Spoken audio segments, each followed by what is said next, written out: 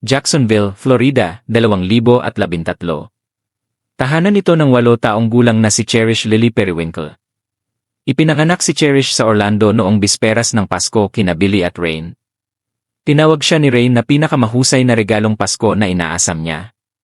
Hindi nagtagal, naghiwalay sina Billy at Rain at nagpatuloy sa bagong kapareha, at nagkaroon ng mga labanan sa custody sa mga sumunod na taon. Si Cherish ang nakababatang kapatid ni Lindsay, na hindi na nakatira sa kanila, at ang nakatatandang kapatid ni na Destiny at Naa, na anak ni Rain sa stepdad niyang si Aaron. Sabi ng lahat, si Cherish ay tunay na matamis. Mapagmahal siya, magalang, laging nagbibiro ng mga kalokohan, at tunay na saya ang makasama. Sabi ng tatay niyang si Billy, sobrang potensyal niya, at siya ang kahulugan ng purong pag-ibig.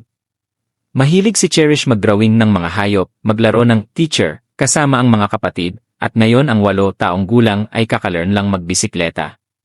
Hindi mo siya mapipigilan sa pag-ikot-ikot dito, at ang pinakapaborito niya ay ang maglaro sa labas kasama ang mga kaibigan at kapatid. Hunyo 21, 2013.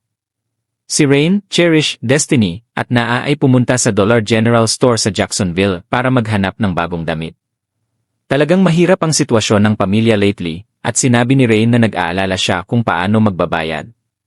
Gusto niyang bumili ng bagong damit para kay Cherish dahil kinabukasan ay sasakay na ito ng eroplano papunta sa tatay niya sa California. Nakipag-usat si Rain sa isang empleyado tungkol sa kanyang mga stress bago sila lumabas ng store kasama ang mga anak. Walang nakakaalam na may nakikinig sa lahat ng kanyang mga alalahanin at pinapanood sila. Paglabas ng 4, may lalaking lumapit sa kanila, nagpakilala bilang Don. Inalok niya na ihatid sila sa Walmart at bilhan ng damit ang pamilya. Sabi niya may $150 gift card ang asawa niya at masaya nilang gagamitin ito para sa kanila. Sabi ni Rain, nag-alangan siya, pero nang sabihin ni Don na alam niya kung gaano kahirap ang magkaroon ng maliliit na anak at nasusunod ang asawa niya sa Walmart, medyo nagtitiwala na siya. Mukhang puno ang mga kamay mo. May mga maliit din ako, sabi niya. Sinabi niya na ligtas ako. Tumingin siya sa mukha ko at sinabing ligtas ako. Sumakay si Rain at ang 3 anak sa van niya at dinala sila sa Walmart. Naglibot sila ng ilang oras at nagpili ng damit. Naalala ni Rain na ang tanging inilagay niya sa cart ay lubid. Pagkatapos ng 1 oras at kalahati, malapit na sa 1:00 iya nag-aalala na ang mga bata at pagod at wala pang hapunan. Hindi rin dumating ang asawa ni Don. Kaya sinabi ni Rain na magbabayad na at aalis. Pero iginiit ni Don na bibilhan niya sila ng pagkain sa McDonald's sa loob ng Walmart sa harap. Sabi ni Rain, binulong ni Don, punta ako sa McDonald's. Ano gusto niyong kainin? Bago lumapit si Cherish kay Rain at nagtanong kung pwede silang kumain. Sabi ni Rain, busy pa rin sa paligid. May mga kamera kahit saan at nasa loob ng store ang McDonald's. Cheeseburgers, sabi ni Rain kay Cherish. At pinanood niya ang anak na tumalon-talon habang sinusundan si Don na naglalakad palayo. Si Rain, Destiny, at Naa ay nagpatuloy sa paglibot sa store ng sandali bago naghanap si Rain kay Cherish. Si Don at ang anak niya ay parang nawala. Biglang may announcement sa speaker, magsasara na ang Walmart. Doon niya napagtanto na matagal nang sarado ang McDonald's at nagpanik siya. Kinuha niya ang phone para tumawag sa pulis pero hindi gumagana. Kaya tumakbo siya at sumigaw ng tulong. Tawagan niyo ang 911. Kinuha ang anak ko, sigaw niya. Pero sa anumang dahilan, sabi ni Rain walang nakikinig. Mga 40 minuto pagkatapos, may empleyadong nagbigay ng phone at tumawag siya sa 911. Hay, parang kinuha ang anak ko. Ano ibig mong sabihin? Kinuha ng estranghero. Hindi ko siya makita. Nakilala ko ang isang lalaki ngayon sa Dollar General. Nakita niya na nahihirapan akong bumili ng damit para sa kanila. Dinala niya kami dito para bilhan kami ng damit. At ang tanging dahilan kung bakit sumama ako sa kanya ay dahil sinabi niya na darating ang asawa niya. Okay. Kailan huling nakita kasama ang lalaking ito? Sabi niya pupunta siya sa McDonald's at hindi siya doon dahil sarado na ang store ngayon. May masamang pakiramdam ako sa kanya. Okay. Gaano katagal niyo siyang hinintay?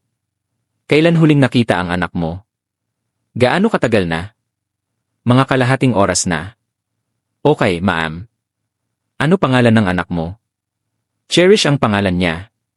At ang apelyido niya ay nagsisimula sa I. May kakaibang pakiramdam ako sa kanya noong una ko siyang nakilala.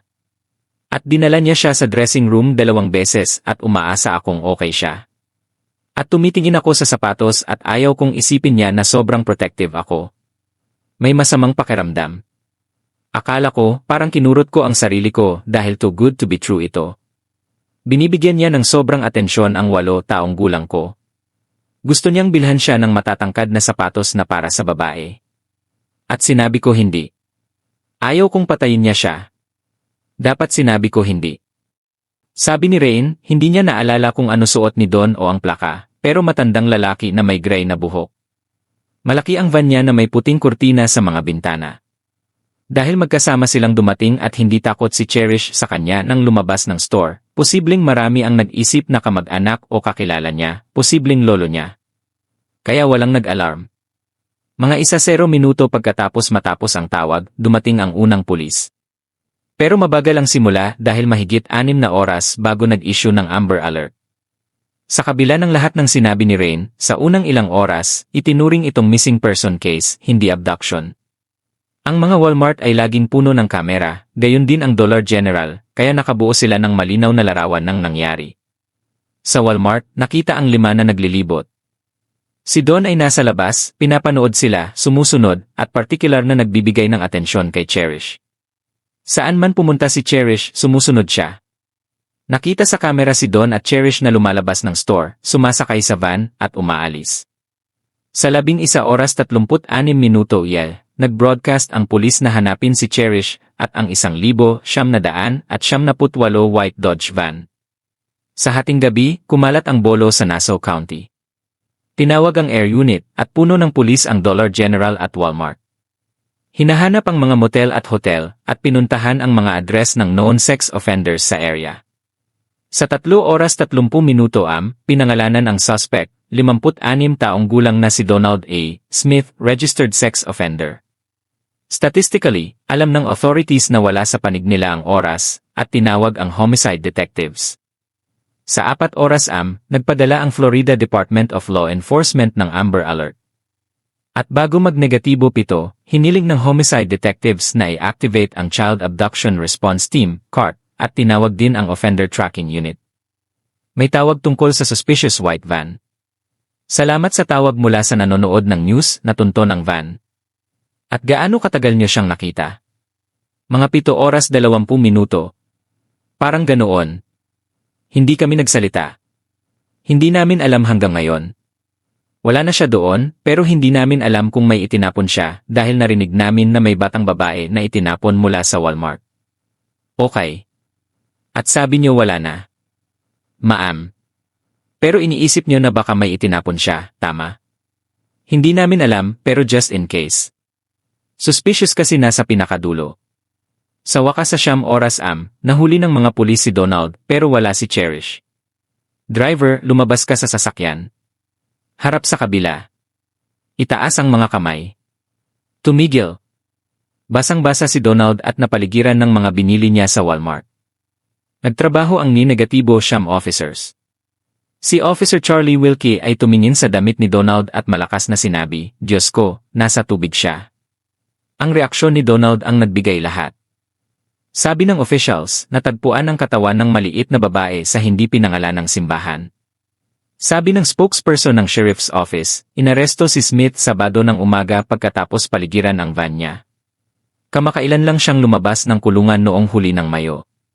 May ilang previous arrests siya mula 1,977 nang mahatulan siya sa pang-aabuso sa bata na wala pang 16 na. Iniimbestigahan na ngayon ang kaso mula abduction patungo murder. Bumalik sila sa lugar kung saan nakita ng witness ang van sa likod ng simbahan. At dito, 20 minuto pagkatapos maposa si Donald, natagpuan ng pulis ang katawan ni Cherish sa sapa sa likod ng simbahan, nakahiga sa lupa. Nakasabit ang buhok niya sa gilid at lumulutang sa tubig. Ang maliwanag na bulaklak na damit na suot niya ay malapit sa katawan. Umupo ka. Makakasama ka namin mamaya. Ano pangalan mo? Donald Smith. Donald Smith. Inaresto si Donald at iniwan sa interrogation room ng 1 oras mag-isa. Sa isang punto, parang natulog pa. Pumasok ang investigators, binasa ang rights niya at tinanong kung gusto niyang magsalita, pero sabi ni Donald hindi. Wala siyang balak. Kung sasagutin mo ang mga tanong, may karapatan kang tumigil anumang oras. Makipag-usap sa lawyer. Naiintindihan mo? Ito ay investigasyon sa abduction at murder ng 8 taong gulang na babae. Gusto mo bang makipag-usap sa amin? Okay. Si Charlie Wilkie, retired ay negatibo siyam officer ng Jacksonville Sheriff's Department, sabi niya nakaharap niya ang pinakamasama. Walang emosyon siya, mayabang. Parang, nahuli niyo ako pero hindi niyo ako pinigilan. Walang bakas ng pagsisisi. Ang criminal history niya ay lubhang disturbing at malinaw na nagpapakita kung sino siya. May previous sex crime convictions at arrests sa halos 4 na dekada at nasa Florida Registry of Sexual Offenders mula nang gawin ito noong 2007. Sinuri siya ni A.C. Kino at sinabing nagsimula siyang mag-voyeurism sa 10 taong gulang pa lang at lumala lang. Sabi ni Donald na inabuso rin siya at may brain abnormalities. Sabi ni A.C. Pino, may orbital frontal syndrome siya, hypersexuality, hindi makontrol ang inappropriate impulses, mahinang judgment, recidivism, tendency na mag-ulit ang convicted criminal, sabi niya hindi niya makontrol ang impulses. Masyadong malakas iyon. Hindi ko masasabi iyan, dagdag niya. Naaresto siya sa sex-related crimes noong 1977 at 1972 nang mahatulan sa attempted kidnapping sa pag-akit ng 2 teenage girls sa van niya at muli noong 2000 na may iba pang crime sa gitna. Nang kinuha si Cherish, 3 linggo pa lang siyang labas ng kulungan at ilang araw bago, nakipagkita siya sa pulis para sumunod sa batas na mag-verify ng address ng sex offenders taon-taon. Inirekomenda siya para sa civil commitment para sa sex offenders. Ibig sabihin hindi siya ibabalik sa society hanggat hindi cured. 1% lang ng sex offenders ang nakakakuha nito at kailangan unanimous jury para mapanatili sa treatment pagkatapos ng sentence, pero parang nakalusot ang kaso niya. Si Daniel Monfaldi ang administrator ng Sexually Violent Predator Program at sabi sa statute, dapat hanapin ang maliit pero extremely dangerous na predators. Nang malapit na siyang lumabas ng kulungan noong 1979, flagged siya ng state at psychiatrists bilang likely na mag-ulit at dangerous pa rin. Ipinadala si Donald sa Civil Commitment Facility malapit sa Tampa, pero sa ilang dahilan, hindi narinig ng jury ang concerns ng state o psychiatrists tungkol sa kanya. At nang patayin si Cherish, may 650 na undergoing treatment. Noong 2000 na-charge siya sa obscene phone calls sa 10 taong gulang na si Christina at nagpapanggap na social worker ng Florida Department of Children and Families para makapasok sa pamilya niya. Nag-plead guilty siya sa misdemeanor at nag-serve ng 14 na months. Dahil hindi felony, hindi siya na-re-evaluate. Sabi ni Stephanie, ina ni Christina, sana patay na siya. May sakit siya. Dapat ay electrocute siya. 3 linggo pagkalabas ng kulungan, ginawa na naman. At pinatay ang bata. Ang history niya sa pulis ay mahigit 19 pages. At sabi ng former prosecutor na si Rick Alexander, parang hindi siya tumigil. Kahit sinong law enforcement tingnan ang rap sheet niya, alam na trouble siya. Gusto nating ikulong. Sabi rin niya shocked siya sa kung gaano kaliit ang time na nabilanggo niya sa mga taon sa kabila ng crimes. Sabi ni Officer Wilkie, kung makakalabas siya ngayon, magdadrive siya sa highway hanap ng next victim. Hindi siya titigil. Ang autopsy ni Cherish ay nagpakita ng horrific injuries. Blunt force trauma sa likod ng ulo. Ginahasa, tinakpan ng bibig, at sinakal ng sobra na dumugo ang mata niya. Nang malaman ni Rain, bumagsak siya at tinawag ang ambulance. Kailangan ko tawagan ng rescue. Ang ina ng bata nakakapatay lang. Kailangan niya ng emergency assistance ngayon. Ilagay ang mga kamay sa dingding kanang paa pataas. Na-charge si Donald ng first-degree murder, kidnapping, at sexual battery sa bata na wala pang 12. Ang outpouring ng pag-ibig at suporta para sa pamilya ni Cherish ay overwhelming. Daan-daang dumalo sa libing ni Cherish at telebisyon din locally. Halos 2,000 ang nag-sign sa guest book sa viewing niya. Mga hindi nakakilala sa Periwinkle ay nagdala ng groceries sa bahay nila. Lahat gusto tumulong. Para sa mga kaibigan at kapitbahay ni Cherish at pamilya, talagang madilim na panahon. Sabi ni Mike Williams, Director ng Investigations sa Jacksonville Sheriff's Office, ang paraan ng manipulation ni Donald sa pamilya at pag-take advantage sa mahirap na sitwasyon ay twisted at calculated. Mukha silang nahihirapan at kaya niya tumulong, sabi ni Mike. Sabi ni Rain, nakita niya siyang good Samaritan na tunay na gustong tumulong. Ilang linggo pagkatapos matagpuan ang katawan ni Cherish, inalis ng state ang 6 taong gulang na Destiny at 5 taong gulang na Naaki na Rain at tatay nilang si Aaron. Ang ina ng murder victim na si Cherish Periwinkle sa court na lumalaban para mabawi ang 2 nakababatang anak ngayong gabi. Sa unang pagkakataon mula nang kunin ng state ang custody ng mga bata, nagsalita ang tatay nila. Ako ang tatay. Aalagaan ko sila. Gagawin ko lahat para alagaan sila at maging tatay nila. Ngayon, si Judge David Gooding ay nagdaos ng hearing para simulan ang pag-decide sa future ng mga bata. Nasa state custody sila nitong nakaraang buwan. Sa isang punto, hiniling ng attorneys ng state at ng mga bata na tanungin ng judge si Rain Periwinkle na mag-submit sa drug test. Sumang-ayon ang judge. Pagkatapos ng hearing, pumunta siya sa drug testing room sa courthouse. Hindi disclosed ang results, pero sabi ng attorneys ng state, noong huling test niya, pasado siya. Ngayong gabi, exclusive, nakipag-usap ang tatay ng mga bata kay Hallie Winslow at sinabi kung gaano niya miss ang mga anak. Sumali si Hallie ngayon sa interview na ito. Sabi ni Aaron Pearson, masakit ang buhay nang wala ang mga little angels niya. Hindi pa ako nakapag-isa sa kanila. Ni isang araw. Sobrang hirap. Sobrang hirap. Iniisip ko sila araw-araw. May pictures nila sa phone ko. Sobrang hirap. Pero naiintindihan niya kung bakit nag-step in ang state. Gusto lang ng EC at agencies na siguraduhin na okay na kami at nasa tamang landas para alagaan ang mga anak namin. At iyon ang trabaho nila at makikipagtulungan ako sa anumang hilingin nila. Sabi ni Pearson, hiniling ng Department of Children and Families na kumuha siya ng 2-bedroom apartment at hanggat hindi pa, gusto niya na sa lolo nila muna ang 5 at 6 taong gulang na mga bata. Kilala ng tatay ko sila buong buhay nila at comfortable sila sa kanya. Gusto ko nakasama niya sila hanggat ginagawa ko ang kailangan para makuha sila. At kung papayagan siyang iwi si Naa at Destiny, ipinangako niyang ibabahagi niya sila kay Rain Periwinkle. Kung makuha ko ang custody ng mga bata, hindi ko sila kailanman iwas sa ina nila. Kailangan ng mga babae ang mommy nila at hindi ko sila iiwas sa kanya. Sabi niya, lalo na pagkatapos mawala si Cherish na hindi na nila mababawi. Marami ang nagsimulang mag-advocate para ma-adopt ang mga bata. Sabi ni Rain, kahit ano sabihin ko, may sariling assumptions ang mga tao tungkol sa akin, pero pinili kong magsalita ngayon dahil napagtanto ko na maraming sinusubukang kunin si Destiny at Naa sa akin at i-adopt out. Pansamantala niyang nawala ang visitation rights, pero naibalik ito at nagsimula siyang makita ang mga anak tuwing Lunes ng 2 oras sa supervised visit.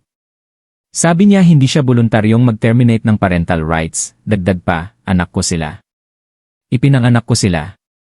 Pinalaki ko sila mula day 1.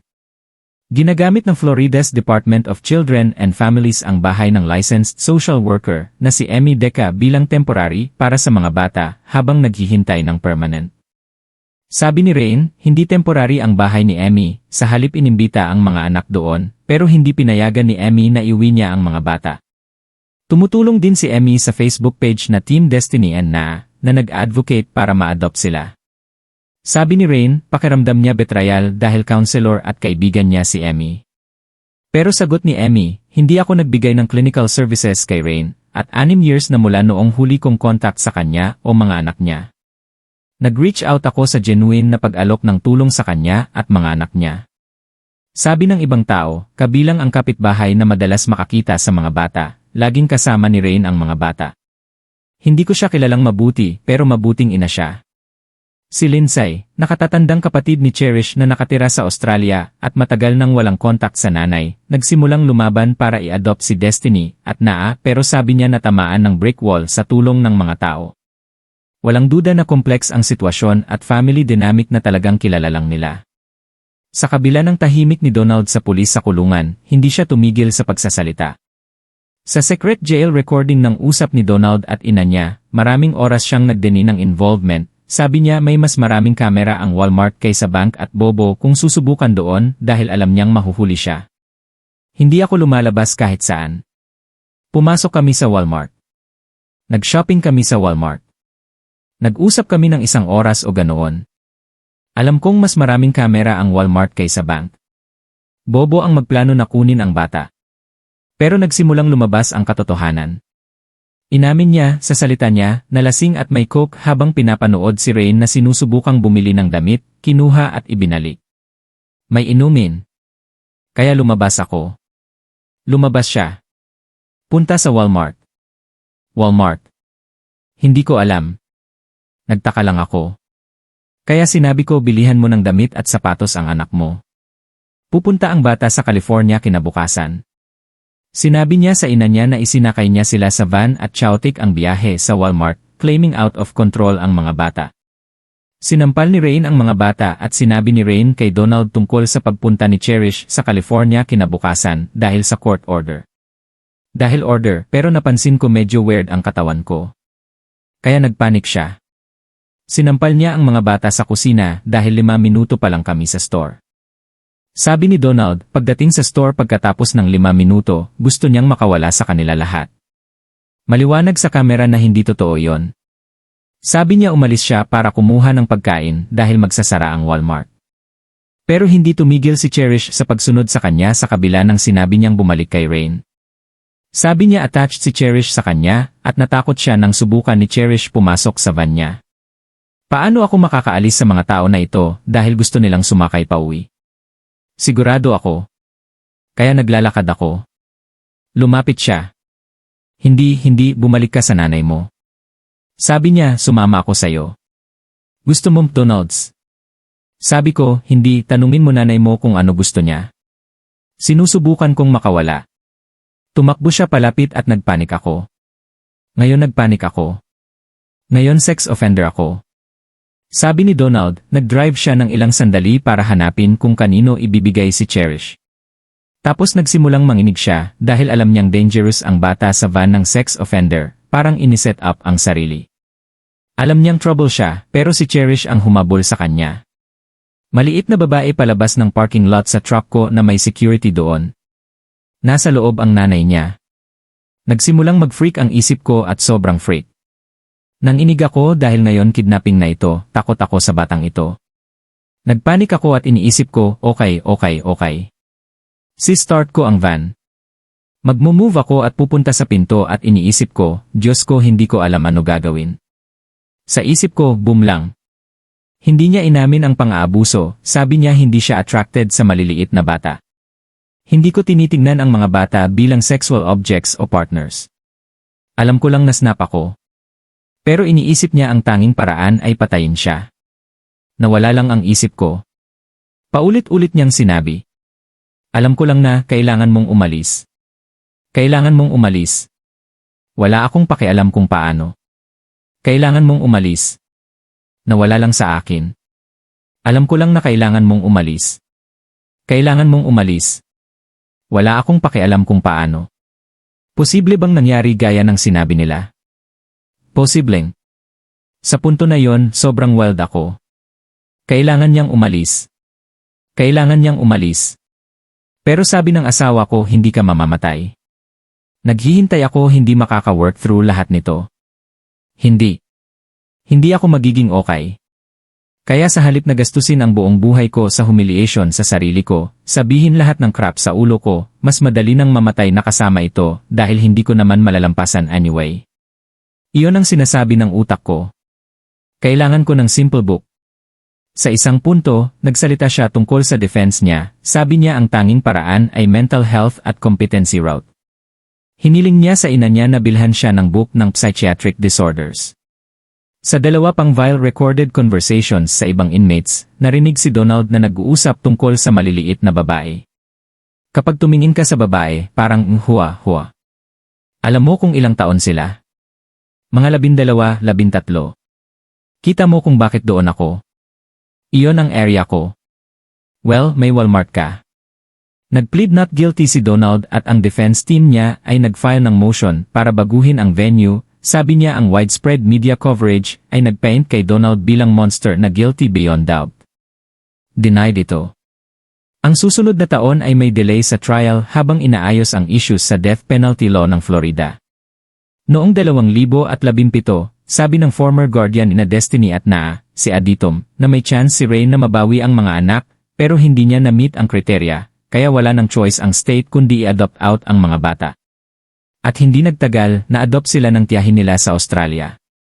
Si Destiny at Mvia Periwinkle ay nakatira na ngayon sa Australia, at ito ang bagong magulang nila. Pumunta sa Australia, magsimula ng bagong buhay kasama ang pamilya, iyon ang pinakamabuti para sa kanila. Sabi ni Patricia Parker, pagkatapos hindi na kumpleto ni Rain Periwinkle ang case plan para mabawi ang mga anak, wala ng choice ang state kundi i-adopt out ang mga bata. Karaniwang hinahanap nila ang kamag-anak na nag-work out sa kasong ito. Pero galit at nasaktan si Rain. Ako ang ina nila. Mamamatay ako para sa kanila. Wala akong pakialam kung ano sabihin ng iba. Nagtitiis ako para sa mga anak ko.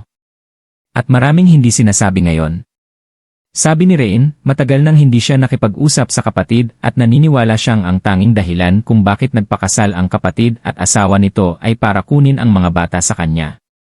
Kung hindi mo kayang alagaan ang mga anak mo, gusto mo bang nasa foster care sila o kasama ang pamilya? Sabi ni Barry Winkle, hindi siya binigyan ng fair opportunity para patunayan ang kakayahan niyang alagaan ang mga bata.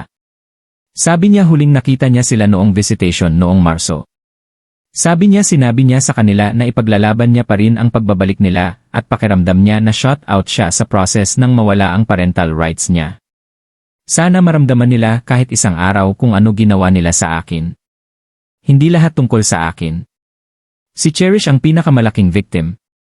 Okay, siya ang pinakamalaking victim. Pero dahil ina niya ako at adult ako ang nag-interview. Ako ang pumupunta sa court hearings. Pero si Destiny at Mvia Periwinkle, victims din sila. Matagal nang tapos si Rain at tatay ni Cherish na si Billy, pero mahirap ang custody battles nila. Sabi ng attorney ni Billy, personal kong paniwala na criminally liable ang ina, pero iyon ay na-decide na ng state. Naglalaban ako para sa custody ng maliit na batang ito sa nakaraang 5 taon. Na matapos ganoon, sobrang helpless feeling na imaginable. Dagdag niya hindi nila hahabulin ang legal action laban kay Rain at handa si Billy na mag-move on sa buhay niya ng maayos hanggat kaya. Sabi ni Rain, pagkatapos patayin si Cherish, hindi siya nakapag-maintain ng stable job at madalas tinatanggihan sa trabaho dahil sa kung sino siya, sabi niya blamed siya ng mga tao. Sabi niya sa ibabaw ng lahat, nasa dark place siya sa grief. Sa wakas, noong early 2018, nagsimula ang trial ni Donald, at emotional at intense ito mula simula hanggang wakas. Binuksan ng state, si Cherish Periwinkle ay 8 taong gulang. Timbang niya 67 pounds. Nahiwalay sa ina, sa mga maliit na kapatid, sa lahat ng alam niyang safe sa mundo, ginugol niya ang huling nakakatakot na oras ng buhay niya kasama niya. Hindi mabilis namatay si Cherish at hindi madali. Sa katunayan, brutal at tortured ang kamatayan niya. Magbabago kayo sa wakas ng trial na ito. Ang unang witness ng state ay si Rain. Ano sinabi niya sa iyo nang lumabas kayo sa pintuan ng Dollar General? Kung gusto mo talaga ang damit na yan, bibilhan kita. Nag-snap siya sa akin dahil hindi ako sumakay sa van. Binilisan ko ang lakad at tiningnan ko bawat aisle sa register. Wala doon. Hindi ko siya makita. Pakiramdam ko foolish pagkatapos. Akala ko paranoid lang ako. Ma'am, nang sumunod ang anak mo sa defendant na ito patungo sa McDonald's, iyon ba ang huling pagkakataon na nakita mo siyang buhay? Sabi ng defense attorney ni Donald sa jury na poor decisions ang ginawa ni Rain sa pagsakay sa van at sasailalim siya sa cross-examination. Pero pagkatapos ng testimony niya, sa ilang dahilan, sinabi ni Donald sa attorneys niya na huwag ituloy ang cross-examination. Sinorpresa niya ang attorney niya ngayon sa pagsabi na huwag cross-examine ang ina ni Cherish. Sabi niya nagdusa na siya ng sapat. Kabuang 12 witnesses ang umakyat ngayon, kabilang ang officer na huminto kay Smith at inaresto siya. Tinawag ng state ang marami, kabilang ang witness na nagtip sa pulis tungkol sa van niya at si Officer Charles Wilkie. Sumigaw ako, Diyos ko, nasa tubig siya. Ilang segundo lang ang moment, pero ang reaksyon ni Smith ay hindi ko makakalimutan ni Officer Charles Wilkie. Walang sinabi siya, pero ang tingin sa mukha niya ay nag-confirm ng physical evidence. May tire tracks doon na pinaniwalaan naming galing sa van. Bawat hakbang ay nagpapalapit sa kanila. Nakita ko ang puno na nakahiga sa gilid. Lumakad ako sa tubig.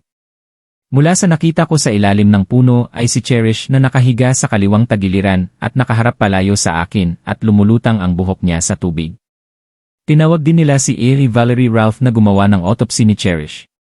Para dito, ipinakilala ang 26 pictures ng autopsy ni Cherish bilang evidence. Habang tinatalakay ang injuries niya, sobrang upset si Erie Ralph na humingi siya ng 5-minute break. Visibly upset din ang jury. At ngayon ituturo ko ang atensyon nyo sa States 84 at ipaliwanag nyo sa jury kung ano ang nakikita dito. Sa kaliwang bahagi ng scalp niya doon at paano iyon nangyari, Erie Ralph. Blunt trauma. Ipapakita ko ang 2 pang photographs ng dissection ng lalamunan ni Cherish Periwinkle. Una niyong sabihin sa jury kung ano nakita niyo nang dissect niyo ang lalamunan niya. So, ang ginagawa namin ay pasensya na kailangan ko ng break. Pwede ba 5 minutes? Gusto niyo ng 5-minute break? Mag-break tayo lahat ng 0 minutes. Salamat. Walang tinawag na witnesses ang defense team ni Donald at walang closing argument. Sabi ng trial attorney na si Catherine Smith na sumusubaybay sa lahat, ang approach ng defense ay tone-deaf at insensitive, at pag-blame kay Rain ay hindi nagbabago sa ginawa ng client nila na si Donald. Ginahasa at pinatay pa rin niya ang bata. Umupo kayo. Salamat ladies and gentlemen. Naiintindihan ko na may verdict na ang jury. Tama ba? Sa Circuit Court ng 4th Judicial Circuit sa Florida Case Number 1620-13 State of Florida vs. Donald James Smith Verdict Count 1. Kami ang jury ay nagdedesisyon na guilty ang defendant sa first-degree murder gaya ng charged sa indictment. Dagdag pa naming natagpuan na premeditated ang pagpatay. Dagdag pa naming natagpuan na ginawa ito sa commission o attempted commission ng felony na kidnapping at sexual battery. Verdict Count 2. Kami ang jury ay nagdedesisyon na guilty ang defendant sa kidnapping gaya ng charged sa indictment. Verdict Count 3. Kami ang jury ay nagdedesisyon na guilty ang defendant sa sexual battery sa tao na wala pang 12 taong gulang gaya ng charged sa indictment. Ganoon ang sinasabi namin lahat na ginawa sa Jacksonville, Duval County, Florida.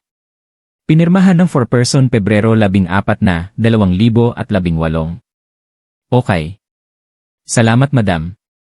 Pagkatapos ng 19 minutes lang ng deliberation, unanimously guilty ang jury kay Donald sa kidnapping ng victim na wala pang 13, sexual battery sa wala pang 12, at first-degree murder. Sa special verdict, convicted siya sa premeditated at felony murder, na may kidnapping at sexual battery bilang underlying felonies. Tanong na ngayon ang sentence niya, at sa Florida, life in prison o death penalty. Sumunod pa ang testimonies habang tinimbang ang lahat at tiningnan ang potential mitigating factors. Ang testimony mula sa babaeng si Keran ay nagpakita ulit na dangerous si Donald at palaging magiging dangerous. Natatakot ako na mahulog ako at makita niya ako. Sabi niya, alam kong nandyan ka, ikaw na maliit na, blip at makikita kita. Sinubukan niyang kidnapin siya ng 13 taong gulang pa lang siya. Nakatakas siya pero traumatic na nag-iwan ng malaking scar. Reviewing ang aggravating factors na unanimously natagpuan naming proven beyond reasonable doubt, kami ang jury unanimously ay nagdedesisyon na sentence to death si defendant Donald James Smith. Sentence to death si Donald. Sabi ng judge, Donald Smith, hindi mo lang forfeited ang karapatan mong mabuhay kasama namin, forfeited mo ang karapatan mong mabuhay lahat. Naway maawa ang Diyos sa kaluluwa mo. Para kina Rain at tatay ni Cherish na si Billy. Relief ito, pero walang sentence na magbibigay ng justice o peace. Sobrang overwhelming. Parang hindi ko inakala na darating ang araw na ito. At ngayon nandito na. At wala na akong masabi. Sana nandito si Cherish para makita ito. Gusto kong palakasin ang laws para panatilihing nakakulong ang mga predators kung saan sila dapat para walang chance na makalabas ulit para patayin ang mga bata, akitin ang mga magulang tulad ko na naive noong araw na yon. Hindi ako nag-iisip ng tuwid. May 3 maliit na anak ako. Mag-isa ako. Wala akong alam na predator siya. 21 days pa lang siyang labas bago niya ginawa ito. Alam ng pulis kung sino siya. Kami sa community hindi namin alam kung sino siya. Hindi justice. Alam nyo, gumagana ang legal system ganoon. Pero nabuhay siya ng 5 taon pagkatapos ng kamatayan ng anak ko, at mabubuhay pa siya hanggang gawin ang death penalty o anuman. At hindi yun justice. Wala siyang opsyon na mabuhay ng ganoong maraming taon. Pagkatapos ng sentencing ni Donald, ang emosyon at intense feelings ay lumabas sa kalye. Nagtipon ng anti-death penalty protesters sa labas ng courthouse at kinonfront sila ni Rain kasama ang marami. Mahirap na kaso ito para sa lahat namin. Nawala ang buhay ng innocent child. Pero ang pagkuha ng buhay ni Donald Smith o kahit sino ay hindi magbabalik kay Cherish. Huwag niyong panatilihing buhay para makalabas ulit siya. Tapos na ito ngayon. Salamat sa lahat ng suporta nyo. Hindi ko magagawa lahat ng wala kayo. Para ito kay Cherish at iba pang victims. Iba pang victims doon. Sabi ng Bible, eye for an eye, tooth for a tooth. May ilang jury members na nakipag-usap sa media tungkol sa to ng trial sa kanila. Sobrang thick ang emosyon sa room. Kailangan naming mag-vent dito ng mabilis dahil marami ang ready ng sumabog. Bilang ina at lola na may apo sa edad na yon nang nangyari. Hindi ko ma-imagine kung mangyari sa akin, alam nyo, white van o makakita ng tao na naglalakad na may bata, titingnan nyong mabuti. Baka next Donald Smith iyon. Nang una silang pumasok sa deliberations, mga 4 na jurors ang leaning sa life sentence. May mga nasa fence na sabi life in prison dapat sentenced to death. May mga may sakit sa mundo at iyon kung bakit may death penalty dahil hindi sila dapat sa planet na ito. Hindi nila plano o hiniling na makita ang mga bagay na ito at alam ko kung paano ako naapektuhan at nakita ko ang mga ito. Kaya absolutely gusto naming i-prepare sila sa makikita nila. Noong 2021, pagkatapos ng appeal, unanimously upheld ng Florida Supreme Court ang conviction ni Donald, sabi overwhelming ang evidence of guilt. Halos eksaktong 1 dekada pagkatapos makidnap ang 8 taong gulang na si Cherish Periwinkle mula sa Jacksonville Walmart at mapatay. Ang death penalty case ng killer niya ay bumabalik sa Duval County Courtroom. Hindi dumalo si Donald Smith sa court ngayon, pero sinabi ng legal team niya sa judge na may mistakes ang original attorneys niya sa 2018 death penalty trial. Hindi ka panipaniwala, noong 2023, halos 10 taon pagkatapos patayin si Cherish. Babalik ang kaso sa courtroom nang sumang-ayon ang judge sa hearing pagkatapos claim ng bagong lawyers ni Donald na ineffective ang original trial attorneys niya. Sabi nila hindi nila inalis ang juror na posibleng biased at hindi sumunod sa proper procedures sa jury selection. Pinanood ni Rain Periwinkle ang killer ng anak niya na si Donald Smith na pumasok sa courtroom. Si Julie Schlatt, isa sa original lawyers ni Smith, ang pinakamaraming oras sa stand na sumasagot sa jury selection, at bakit hindi niya pinayuhan si Smith na kumuha ng plea deal sa halip na trial. Alam namin, gaya ni Emma Smith, na hindi kami magtatagumpay sa guilt phase. Tama. Pero sa halip na magpakita ng remorse at mag-take responsibility, decision niya ang trial. Ang defense ni Smith ay nag-argue na hindi thoroughly vetted ang original jury members. Dahil sa jury selection, isa sa candidate sa questionnaire ay sumagot yes kung may opinion na siya sa guilt ni Smith, pero binura niya ito at nilagay no mukhang simple mistake lang at decent juror siya kaya pinili namin. Kaya hindi niyo tinanong. Hindi ko paniwala ang tinanong namin. Sa initial trial, hindi cross-examine ni Schlatt at Fletcher ang ina ni Cherish Periwinkle. Ngayon, depensahan nila ang desisyon na yon, sabi request ito ni Smith.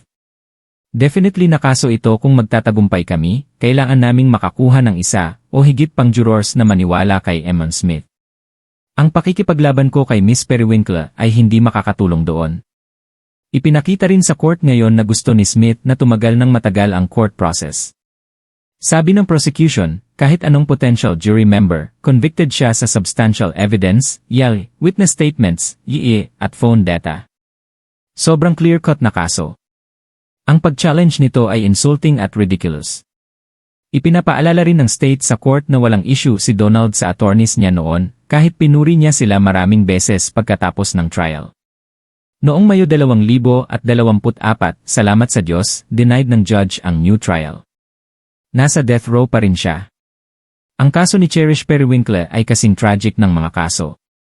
Walang depensa na 8 taong gulang na kasama lang ng pamilya sa shopping, handa nang lumipad kinabukasan para makita ang tatay niya. May isip lang ang takot na naramdaman niya nang mapagtanto niyang nasa van siya nang hindi talaga tumutulong sa pamilya niya. Monster pala. Kung nagtitiwala ang nanay niya sa kanya, malinaw na nagtitiwala rin si Cherish. Ang part na ito ng kaso ay complicated talaga at conflicted ang mga tao. Marami ang nagsasabi na may mistakes na nangyari noong gabing iyon at dapat mas mataas ang guard ni Rain. Sabi ng iba, nakita ni Donald ang opportunity na samantalahin ang pamilya sa mahirap na sitwasyon na nangangailangan ng tulong. Ang kasong ito ay nagpapakita rin ng failures sa system at nakakalusot ang mga tao. Unfortunately, nakikita natin ito paulit-ulit. At kung naon ang Amber Alert ng mas maaga at media attention, sino ang nakakaalam kung maabot nila siya ng buhay? Pero isang bagay ang sigurado. Ang guilt at grief na dinadala ng marami araw-araw ay hindi ma-imagine. Sa huli ng lahat, kinuha ang buhay ng maliit na babae. At ang damage na ginawa ni Donald ay irreparable. Sumulat ang tatay ni Cherish na si Billy sa victim impact statement niya, "Nagpipigil ako ng luha habang sinusulat ito, pero itinuloy ko dahil ito ang huling bagay na magagawa ko para sa anak ko. Hindi talaga ako naniniwala sa angels hanggat dumating si Cherish sa buhay ko. At hindi ako naniniwala sa monsters. Ngayon naniniwala na ako. At ang maliit na oras na kasama ko siya sa mundong ito ay precious sa akin. Naalala ko noong umagang iyon sobrang excited ako na susunduin ko ang anak ko sa airport.